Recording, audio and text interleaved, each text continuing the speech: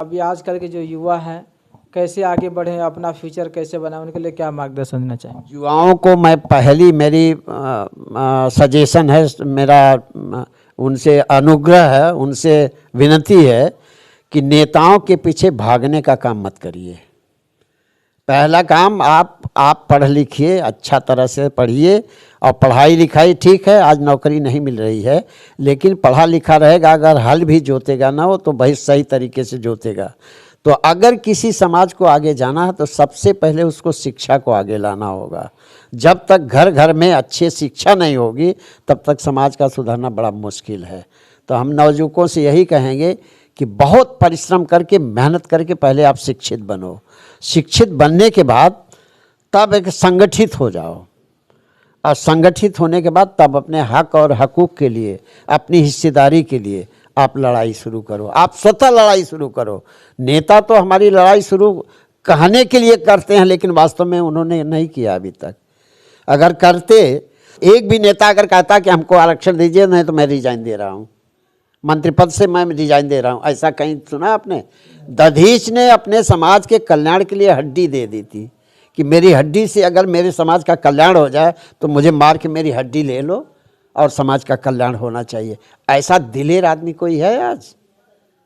ऐसा दिलेरी किसी नेता में है कि वो सरकार के यहाँ बैठ करके कहे कि हमको सरकार में नहीं रहना, अगर हमारे समाज को हिस्सा नहीं मिला तो मैं सरकार में नहीं रहूँगा? ऐसा है किसी में?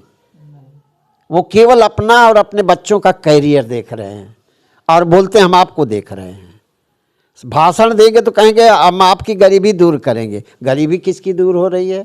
एक गाड़ी से दो गाड़ी, दो गाड़ी से चार गाड़ी, चार गाड़ी से आठ गाड़ी, एक बंगला, दो बंगला, चार बंगला, किसका बन रहा है?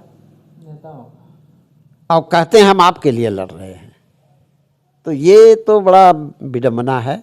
हमारे नौजुवकों को मैं यही कहूँगा कि आप जब पढ़ लिख लेंगे तो एमबी राजभर को बोलने की ज़रूरत नहीं पड़ेगी, आप खुद बोलेंगे।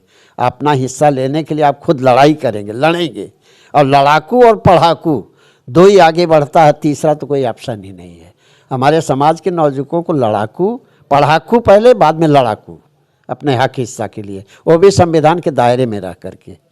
मेरा ये अपने नौजुवकों से अपील है कि पहले, सबसे पहले पढ़ाई पर ध्यान दें। मैं देख रहा हूँ दुर्व्यसन बहुत ज़्यादा है, गरीबी बहुत ज़्यादा है, लेकिन गरीबी में ही निकलते हैं। अम्बेडकर साहब से गरीब कौन था? लेकिन कितना निकले, देश में चमक गए, पूरी दुनिया में चमक गए हो।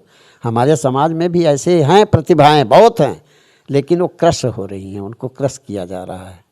तो नौजुवक हमारे बिल्कुल निराश न हो, और जो पढ़ लिख करके घूम रहे हैं वो कोई धंधा बिजनेस करें, किसी तरह से स्टैंडिंग लें। स्टैंडिंग लेने के बाद तब हम संघर्ष अपना जारी रखें। संघर्ष से विमुख न, कहीं भी अगर बुलावा होता है 1000 काम छोड़ के आप पहुँचिए, संघर्ष करिए।